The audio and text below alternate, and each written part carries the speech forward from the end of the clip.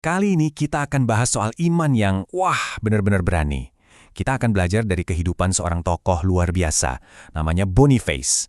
Kita akan lihat gimana sih satu tindakan nekatnya bisa mengguncang keyakinan yang udah berakar ribuan tahun.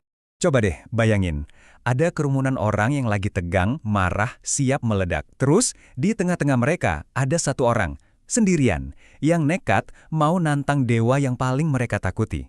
Pertanyaannya simpel, siapa orang ini? Dan apa sih yang bikin dia seberani itu? Nah, orang itu namanya Santo Boniface. Dia ini dikenal sebagai rasul untuk bangsa Jerman.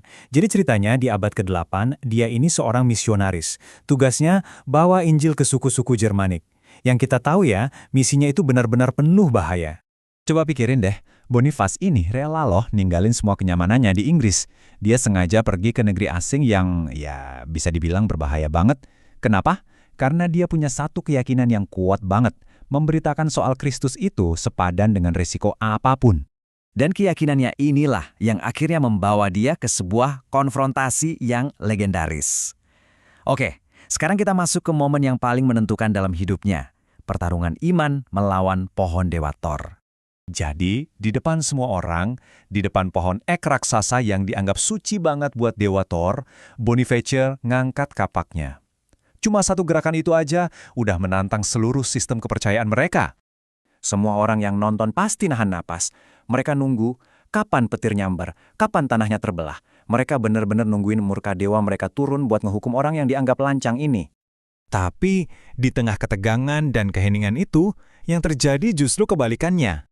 Nggak ada petir, nggak ada hukuman dari dewa, nggak terjadi apa-apa. Cuma dengan beberapa ayunan kapak, pohon itu tumbang. Dan barengan sama tumbangnya pohon itu, runtuh juga kepercayaan tahayul yang selama ini mencengkeram mereka. Tindakan Boniface ini bukan soal sombong ya, tapi ini tuh sebuah demonstrasi yang kuat banget. Ini menunjukin kalau iman yang sejati itu nggak berkompromi sama kegelapan. Justru iman itu berani menyatakan kebenaran, pastinya dengan kasih dan keberanian. Tapi cerita Boniface nggak berhenti di satu aksi dramatis itu aja. Dampak dia yang sesungguhnya justru ada di apa yang dia lakukan setelahnya. Dia fokus buat membangun fondasi yang kuat, bukan cuma sekedar nyebarin pesan. Coba kita lihat strateginya.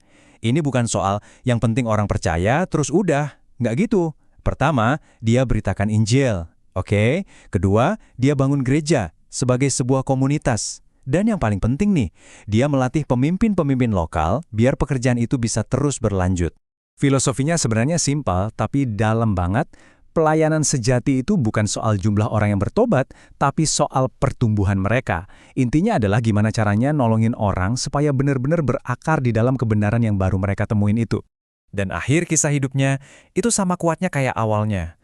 Boniface ini benar-benar nunjukin apa artinya setia sampai akhir, bahkan pas usianya udah nggak muda lagi. Bayangin, di usianya yang udah senja, dia punya pilihan.